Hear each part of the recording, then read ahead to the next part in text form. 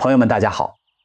今天这期视频，我想先跟大家分享一个让我至今难以忘怀的画面。那是在一次共修法会上，一位修行了几十年的老法师带着我们诵读《地藏经》。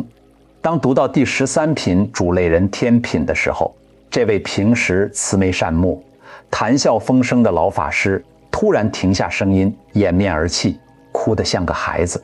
在场的同修们都愣住了。一部经书为什么能让阅经无数、定力深厚的大德，在众人面前如此失态？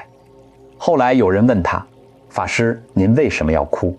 老法师擦了擦眼泪，声音颤抖地说：“你念念第13品，你仔细看看释迦牟尼佛的大悲心。朋友们，如果你也曾对地藏经心存敬畏，如果你也好奇为什么历代高僧大德都极力推崇这部经典，如果你正在经历人生的困境，渴望找到一条解脱之路，那么今天这期视频，请你一定要安静地听到最后，因为接下来我要分享的可能会彻底改变你对生命、对因果、对佛菩萨慈悲的认知。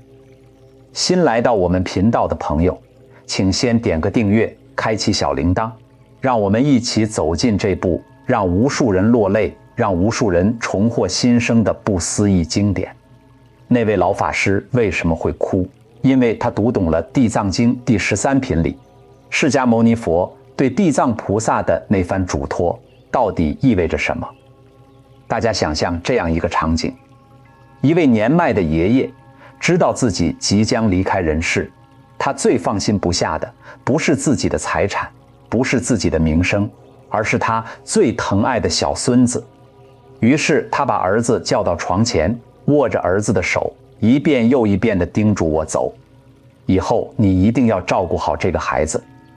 他年纪小，不懂事，容易走弯路，你要看着他，护着他，千万别让他受苦，别让他堕落。这位爷爷的爱深沉不深沉，感人不感人？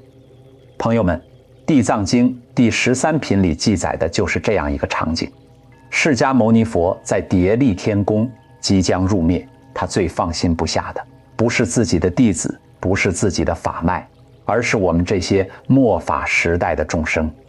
经文中记载，这时世尊举起清净无垢的金色手臂，摩地藏菩萨的头顶说道：“地藏，地藏，汝之神力不可思议，汝之慈悲不可思议，汝之智慧不可思议，汝之辩才不可思议，正使十方诸佛赞叹宣说汝之不思议事，千万劫中不能得尽。”佛陀接着郑重地说：“地藏，地藏祭五，今日在点，历天中于百千万亿不可说不可说一切诸佛菩萨，天龙八部大会之中，再以人天诸众生等未出三界，在火宅中者付嘱于汝，无令世诸众生堕恶趣中一日一夜，何况更落五无间及阿鼻地狱，动经千万亿劫无有出期。”佛陀又说：“地藏是难言菩提众生智性无定，习恶者多纵发善心，须臾即退。若欲恶缘念念增长，以是之故，五分世行百千亿化度，随其根性而度脱之。”大家感受到了吗？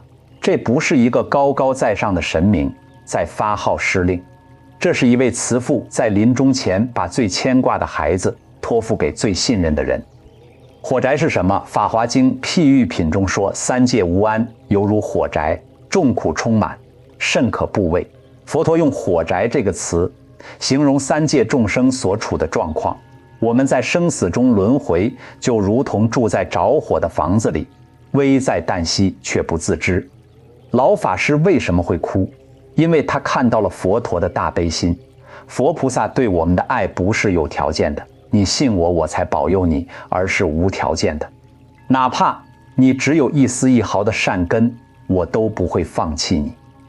经文中佛陀说，未来之世，若有天人及善男子善女人于佛法中种少善根，一毛一尘，一沙将相，如以道力拥护世人，渐修无上，勿令退失。什么意思？哪怕你对佛法只有一丝一毫的善念，哪怕你只是随手做了一件小小的善事，地藏菩萨都会护念你，帮助你，让你不退转，尤其是佛陀还说了一段更令人感动的话，对那些将要堕入恶道的众生，佛陀叮嘱地藏菩萨，未来世中若天若人随业报应，落在恶趣临堕趣中，或至门首是诸众生，若能念得一佛名一菩萨名，一句一己大乘经典是诸众生，如以神力方便救拔，于是人所现无边身为碎，地狱遣令升天，受胜妙乐。门首是什么意思？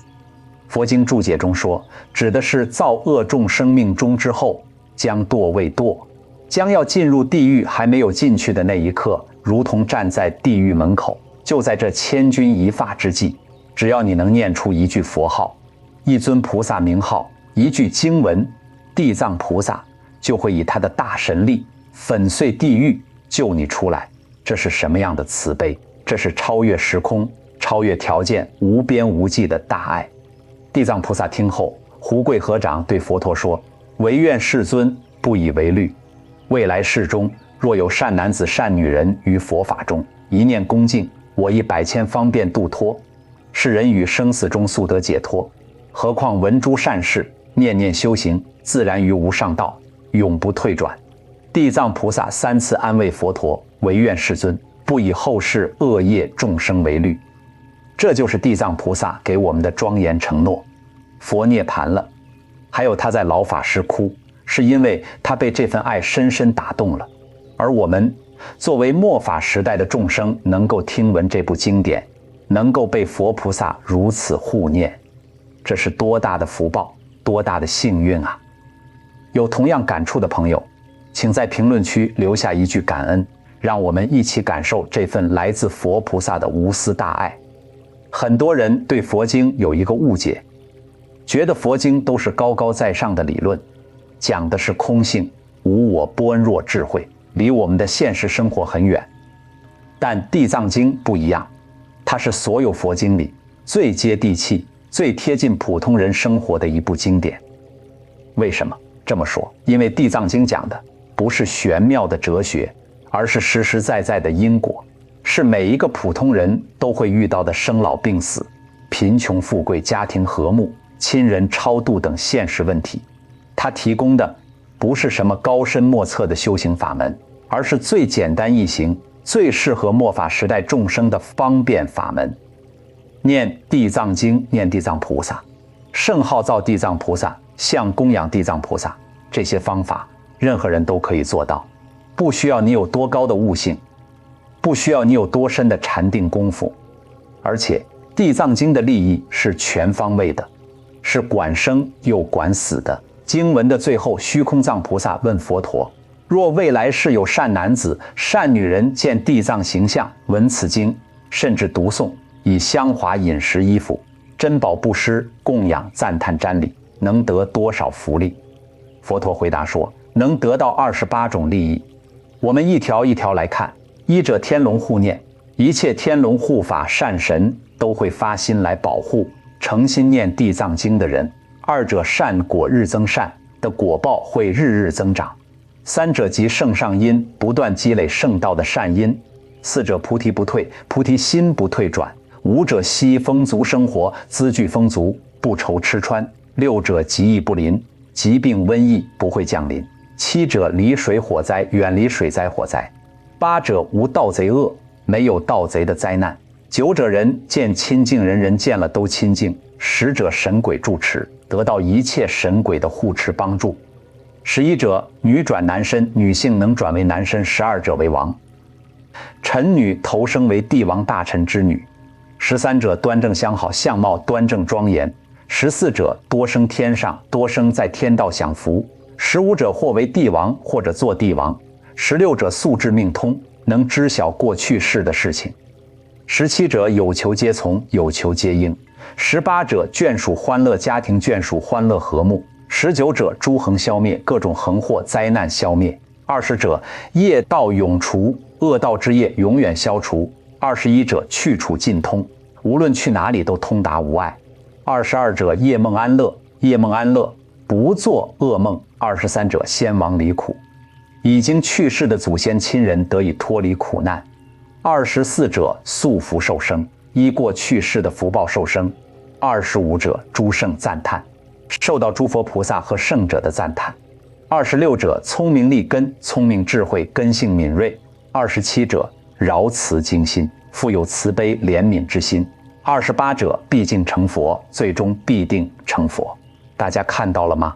这28种利益，从你当下的生活、衣食起居、身体健康、家庭和睦、财产安全，到你的事业前途、人际关系，再到祖先超度、来世去处，乃至最终成佛，全部涵盖在内。它不仅能帮你解决现实生活中的问题，贫穷、疾病、意外家庭不和，它还能帮你超度先人，改善来世，最终走向解脱成佛。这是一部全能型的经典，是一部真正为普通人量身定做的生存指南。弘一法师就是那位写下长亭外、古道边芳草碧连天的民国高僧，他专门写过文章记，叙自己多年供奉地藏菩萨，遇到盗贼而安然无损的实例，以此来证明地藏菩萨的广大灵感。他说地藏菩萨为诸大菩萨中第一，其灵感之意见于各经中者甚多，更殊胜的是地藏经，强调一人念经全家受益。经文中说，如果你能为去世的亲人诵地藏经，他们就能得到超度，脱离恶道，升天享福。这对于那些失去亲人、心中充满遗憾和思念的人来说，是多大的安慰和希望啊！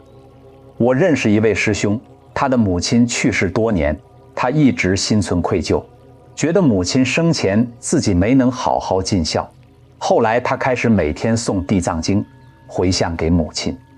有一天晚上，他梦见母亲穿着整洁的衣服，面带微笑地对他说：“女儿，谢谢你，我现在很好，已经升天了。”这位师兄醒来后泪流满面，他说那一刻他心中的愧疚和痛苦终于放下了。朋友们，这就是地藏经的力量，它不是虚无缥缈的理论，它是实实在在能够帮助我们，帮助我们的家人，帮助我们超度先人的不思议法门。如果你正在经历人生的困境，如果你渴望改变命运，如果你想要为家人祈福，为先人超度，那么地藏经就是你最好的选择。很多人一听到地藏经，第一反应就是这是讲地狱的经，心里会有些害怕，不敢去读。但事实上，地藏经讲地狱不是为了吓唬我们，而是为了让我们明白因果的真相，让我们升起敬畏之心，从而止恶行善。地藏菩萨为什么发下地狱不空，誓不成佛的大愿？因为他看到了众生在恶道中受苦的惨状，他升起了无缘大慈、同体大悲的心。他不是在惩罚众生，他是在救度众生。地藏经里详细描述了各种地狱的景象：拔舌地狱、粪尿泥地狱、铜柱地狱、火蛇地狱、刀具地狱。这些描述听起来确实令人毛骨悚然，但我们要明白，地狱不是佛菩萨创造的，地狱是众生自己造作的恶业所感召的。净空法师在讲记中说，一切境界相、享福受罪，皆是业感，造作善业感得天堂，造作恶业变现的是地狱。佛教讲万法皆空，因果不空。为什么因果不空？因为因果转变不空，因转变成果，果又转变成因，因果循环不空，因果相续不空。外面境界相差，那刹那在转变，怎么转随心所变。心就是念头，念头是能变，境界是所变。心善，环境就善；心恶，环境就恶。经文里说，难言菩提众生举止动念，无不是业，无不是罪。我们每天起心动念、言语造作，都在种下因果的种子。善因结善果，恶因结恶果，这是宇宙间最基本的法则，不以人的意志为转移。地藏经第4品，严伏众生业感。品中地藏菩萨告诉佛陀众生，因恶习结业，善习结果，轮回五道，受苦无尽。这里说五道而不说六道，是在天人、畜生、恶鬼、地狱这五道中往复流转。阿修罗道则便于五道之中。地藏菩萨还详细开示了众生各种恶业对应的果报，若遇杀生者，说宿殃短命报；若遇窃盗者，说贫穷苦楚报；若遇邪淫者，说雀歌鸳鸯报；若遇恶口者，说眷属斗俱是报；若遇毁谤者，说无舌疮口报。这些因果报应分毫不差。但是地藏菩萨讲这些，不是为了让我们绝望，恰恰相反，他给了我们希望。在《地藏经》第5品地狱名号品中，普贤菩萨请地藏菩萨为天龙四众及未来现在一切众生说娑婆世界及阎浮提最苦众生所受报处的地狱名号，使未来世末法众生知道果报。地藏菩萨说，这些地狱都是难言浮提，行恶众生业感如是。地狱从哪里来的？是自己业力感召变现出来的。但菩萨同时也告诉我们，只要末法众生能对佛法有一点善根，他都用神通力来拥护这个人。与此同时，地藏经中还有一个极重要的法门——临终助念。经文中说，临命中的人听到一佛名号，消灭无间大地狱的重罪。所以，为什么佛教特别重视临终助念？因为这是堕地狱的人最后的得救机会。哪怕这辈子造了再大的恶业，临终时若能听到一句佛号，都能灭无量罪。地藏经第12品见闻利益品中，释迦牟尼佛从顶门放出百千万亿大毫香光，告诉观世音菩萨，若天人天福将尽，或者六道众生在临终时听闻地藏菩萨名号，哪怕只是一瞻一礼，都能永不堕三恶道。若众生因业障深重，无法读诵大乘经典，通过供养地藏菩萨，可以消除业障，获得聪明智慧，诵经不忘。地藏菩萨不是高高在上的看着众生受苦，他是深入到最黑暗最痛苦的地方，去救度每一个有缘的众生。经文里有一个故事讲，地藏菩萨在过去世曾是一位婆罗门女，她的母亲因为不信因果，毁谤三宝，造了很多恶业，死后堕入无间地狱。婆罗门女为了救母亲，变卖家产，买来香花供具，到觉华定自在王如来的塔像前至诚供养，一心念佛。因为她的虔诚感应，佛示现，告诉她说，她的母亲已经因为她供养的功德而脱离地狱，升天享福。婆罗门女随即在塔像前发下大愿，愿我未来世广度最苦众生。这就是地藏菩萨的第一个本生故事。婆罗门女另外，地藏菩萨在过去世还曾是一位叫光目的女子，她的母亲生前喜欢吃鱼鳖，杀生太多，死后堕入地狱。光目女遇到一位阿罗汉，阿罗汉告诉她，母亲因杀生而堕恶道，建议她念佛塑像来救母。光目女依教奉行，塑造佛像，供养三宝。后来母亲转生为家中婢女之子，但寿命只有13岁，死后还要再堕地狱。光目女悲痛万分，当即发下大愿，愿我之母永脱地狱，若得我母永离三途即死下贱，愿我自今日后对清净莲华目如来向前却后百千万亿劫中应有世界所有地狱及三恶道诸最苦众生誓愿救拔，令离地狱恶趣。如是罪报等人尽成佛，敬我，然后方成正觉。这就是地狱不空，誓不成佛这个伟大誓愿的由来。光目女不是自己成就了才去救度众生，她是因为要救度众生，首先从救度自己的母亲开始，才发愿成就这种先人后己的精神，这种不为自己求安乐，但愿众生得离苦的大愿，正是地藏经最核心最感人的智慧。朋友们，我们读地藏经不是为了害怕地狱，而是为了明白因果，为了升起慈悲心，为了学习地藏菩萨的精神。当我们真正明白了因果，我们就会自觉地止恶行善。当我们真正升起了慈悲心，我们就会愿意去帮助他人，去救度众生。这才是地藏经想要传达给我们的真正智慧。说到这里，很多朋友可能会问，我从来没有读过佛经，我能读地藏经吗？我该怎么修持？答案是，当然可以。而且非常简单。地藏经是最适合普通人修持的经典，不需要你有多高的悟性，不需要你有多深的修行基础。下面我给大家分享几个简单易行的修持方法。第一，诵经地藏经全文，大约2万字，初学者可能需要1个半小时到2个小时才能读完。如果你时间充裕，可以每天读1部；如果时间紧张，可以分上中下3卷，每天读1卷，3天读完1部诵经的时候，不需要你理解每一个字的意思，只需要你至诚恳切地读出来。佛菩萨的加持力会通过经文的音声传递给你，帮助你消业障、增福报。第二，念佛。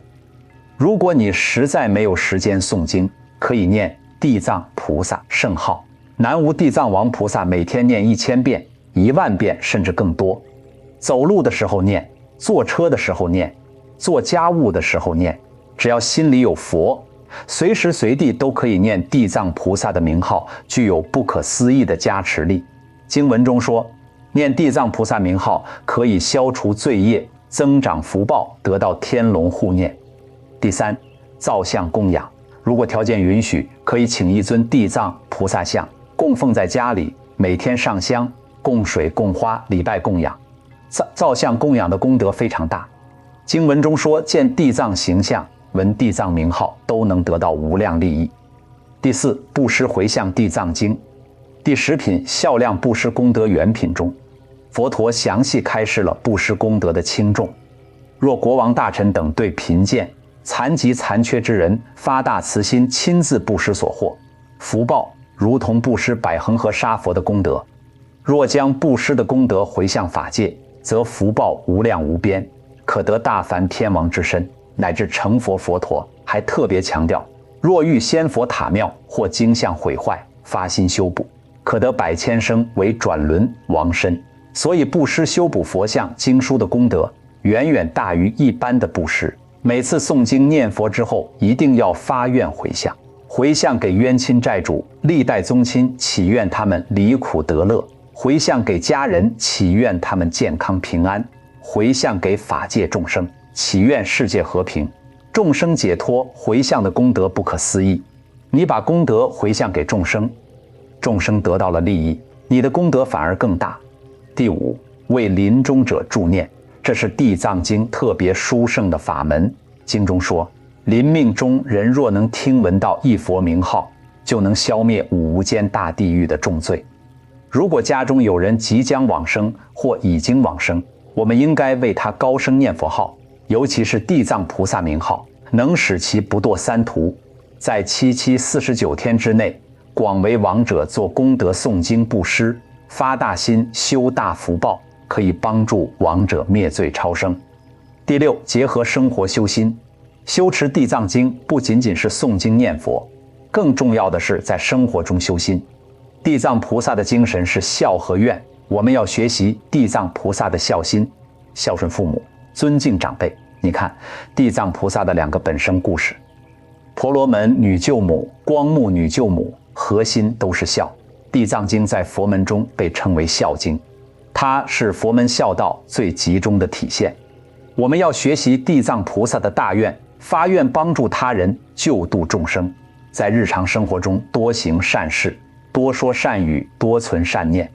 每一个善行都是在积累福报，每一个善念都是在净化心灵，这才是真正的修持。我知道很多朋友在开始修持之前，心里会有疑虑，这部经真的有那么神奇吗？真的能改变命运吗？今天我给大家分享几个真实的感应故事，希望能给大家带来信心。故事1，重病康复。有一位师兄得了严重的肾病，医生说可能需要换肾，他非常绝望，不知道该怎么办。后来他听了一位法师的开示，开始每天诵地藏经，每天1部，坚持了半年。半年后他去医院复查，医生惊讶地发现他的肾功能指标完全恢复正常了。医生说，这种情况在医学上是非常罕见的。这位师兄说，他知道这是地藏菩萨的加持。故事2，事业转机。有一位年轻人创业失败，欠了很多债，生活陷入困境，他感到非常迷茫，不知道未来的路在哪里。他的母亲信佛，劝他诵地藏经，他抱着试试看的心态，开始每天诵经。诵经3个月后，他意外地接到了一个项目，这个项目让他赚到了第1桶金，事业开始走上正轨。他说，诵经之后，他的心态变了，不再那么焦虑和浮躁，能够冷静地思考问题，机会也就来了。故事3：家庭和睦。有一对夫妻结婚多年，经常吵架，感情濒临破裂，妻子非常痛苦，不知道该怎么办。她开始诵地藏经，每天回向给丈夫和冤亲债主，祈愿家庭和睦诵经。半年后，她发现丈夫的脾气变好了，2个人不再那么频繁地吵架了。渐渐的，他们的感情恢复了，家庭也重新变得温馨和睦。她说，诵经不仅改变了丈夫，更重要的是改变了自己。她学会了包容和理解，不再那么计较和执着。故事4：超度先人。有一位师兄父亲去世多年，他一直心存遗憾，觉得父亲生前自己没能好好尽孝。他开始每天诵地藏经，回向给父亲，祈愿父亲离苦得乐。有一天晚上，他梦见父亲穿着整洁的衣服，面带微笑地对他说：“女儿，谢谢你，我现在很好。”这位师兄醒来后泪流满面，他说，那一刻，他心中的遗憾和痛苦终于放下了故事。五鬼王皈依护持众生。地藏经第8品。阎罗王众赞叹品中记载，阎罗王和无数鬼王来到迭陶利天宫，对佛陀说，这些恶道众生，我们以神力救拔他们出离恶道，可他们刚出去不久，就又堕回来了。如此反反复复，实在让人痛心。主命鬼王也提到，众生在生死之际，本来是可以得到解脱的，但因为家人杀生祭祀，或者在临终时喧哗哭闹，反而让亡者堕入恶道，这是何等的遗憾。这个故事告诉我们，为亡者做佛事，一定要如法，不要在灵前杀生，不要喧哗，应该念佛号、诵经、供养3宝，这样才能真正利益亡者。故事：六弘一法师的亲身经历。弘一法师即李叔同先生，是民国时期的高僧大德，他专门撰写过文章，继续自己多年供奉地藏菩萨、持诵地藏经的感应。他曾经旅途中遇到盗贼，但因常年供养地藏菩萨，竟然安然无恙。弘一法师由此发出深深的感叹：地藏菩萨的广大灵感为诸大菩萨中第一。朋友们，这些故事都是真实发生的。地藏经的力量是不可思议的，只要你至诚恳切的修持，就一定能够得到地藏菩萨的加持，改变你的命运。朋友们，今天这期视频我们聊了很多关于地藏经的内容，我们聊了佛陀的临终嘱托，聊了地藏菩萨的大愿，聊了因果的真相，聊了28种利益，聊了婆罗门女和光目女的本生故事，聊了修持的方法，也聊了真实的感应故事。最后，我想用一段话来结束今天的分享：父母的爱是有条件的，他们爱我们，因为我们是他们的孩子；但佛菩萨的爱是无条件的，他们爱我们，不是因为我们是谁，而是因为我们都是众生，都有佛性，都有可能觉悟成佛。地藏菩萨发愿，地狱不空，誓不成佛，不是因为他喜欢地狱，而是因为他看到了众生在恶道中受苦的惨状，他升起了无缘大慈、同体大悲的心，他愿意深入到最黑暗、最痛苦的地方，去救度每一个有缘的众生。地藏经第13品的最后，佛陀用偈颂再次叮嘱地藏菩萨：现在未来天人众，吾今殷勤付主，如以大神通方便度，勿令堕在诸恶趣。只要我们能对佛法有一丝一毫的善根，只要我们在将堕地狱的那一刻能念出一尊佛号、一尊菩萨名号，地藏菩萨就会现无边身，为我们粉碎地狱，遣令升天，受胜妙乐，只要我们愿意回头，地藏菩萨就永远不会放弃我们。这是什么样的慈悲？这是什么样的爱？这份爱超越时空，超越条件，无边无际。朋友们，如果你正在经历人生的困境，如果你感到迷茫和无助，如果你渴望改变命运，请你相信你并不孤单，地藏菩萨一直在护念着你。只要你愿意，他随时都会伸出援手，帮助你走出困境，走向光明。现在我邀请大家在评论区留下你的祈福和愿望，愿以此功德庄严佛净土，上报四重恩，下济三途苦。若有见闻者，悉发菩提心，尽此一报身，同生极乐国。南无大愿地藏王菩萨，南无大愿地藏王菩萨，南无大愿地藏王菩萨。